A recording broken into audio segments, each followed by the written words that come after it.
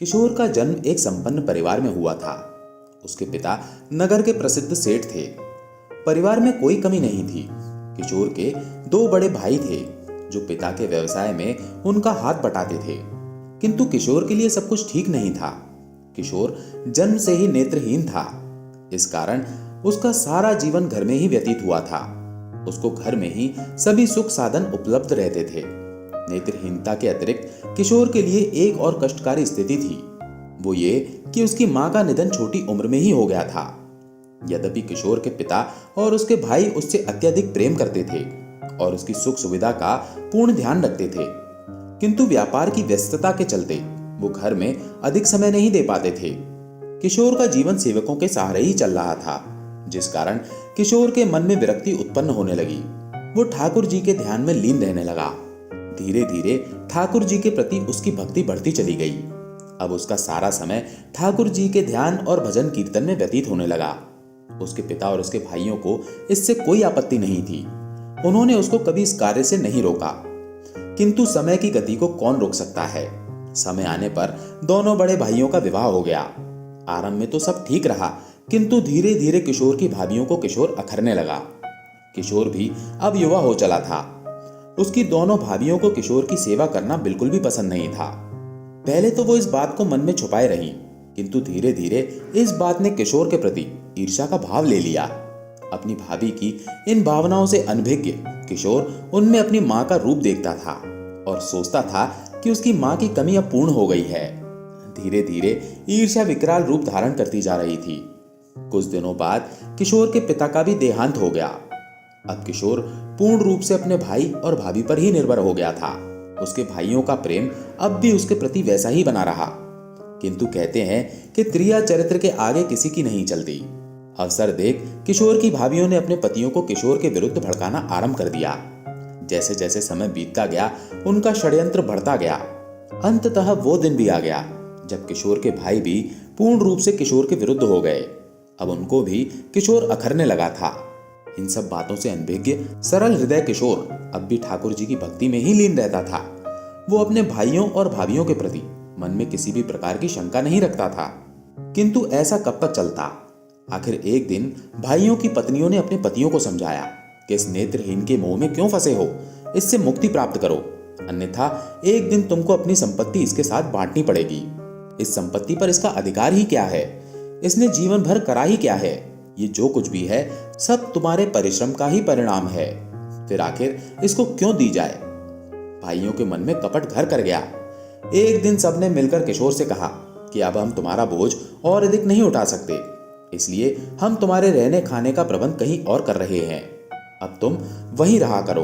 तुमको समय पर खाना, कपड़े और अन्य आवश्यक सामग्री मिलती रहेगी।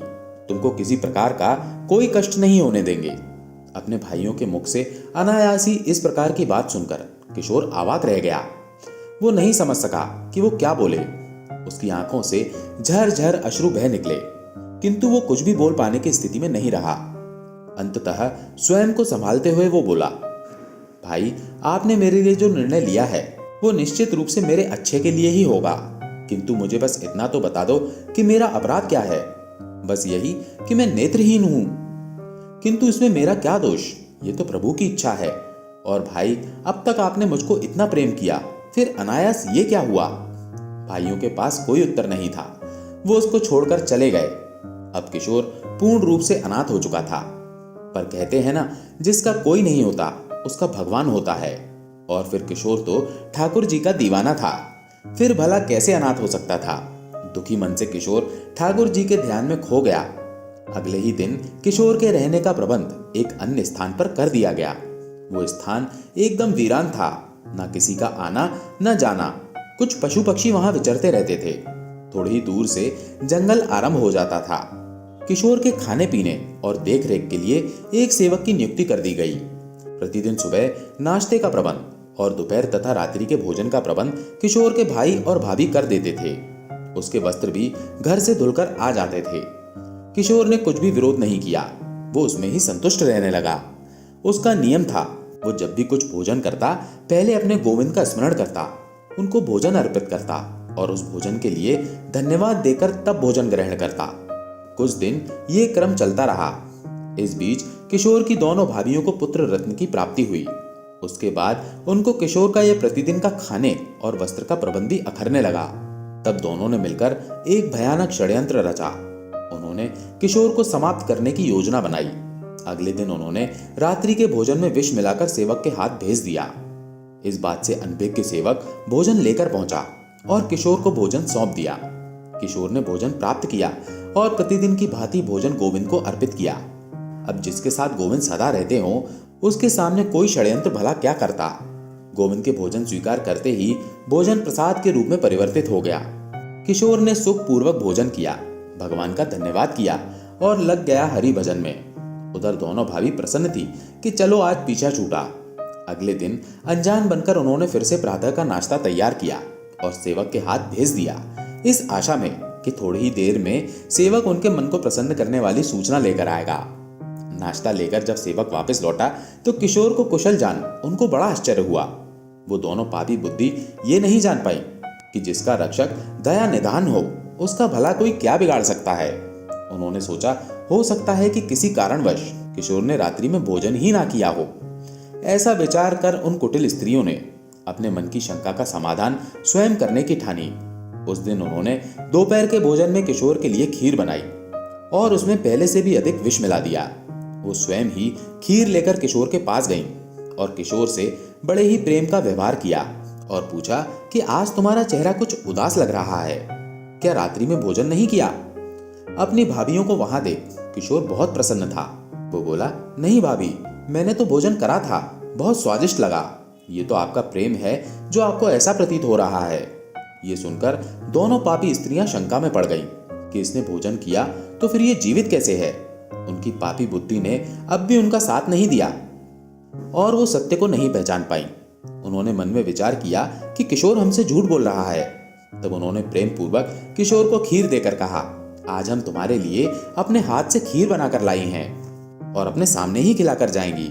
उनके कपटपूर्ण प्रेम के नाटक को किशोर नहीं जान पाया। उसकी आंखों में आंसू आ गए। उसने प्रेम से वो खीर ली और खाने बैठ गया, किंतु खाने से पूर्व वो अपने गोविंद को नहीं भूला। उसने प्रेम पूर्वक गोविंद को स्मरण किया, उनको खीर अर्पित करी और प्रेम पूर्वक खाने लगा। फिर कैसा विष और कैसा षड्यंत्र, वो सुख पूर्वक सारी खीर खा गया।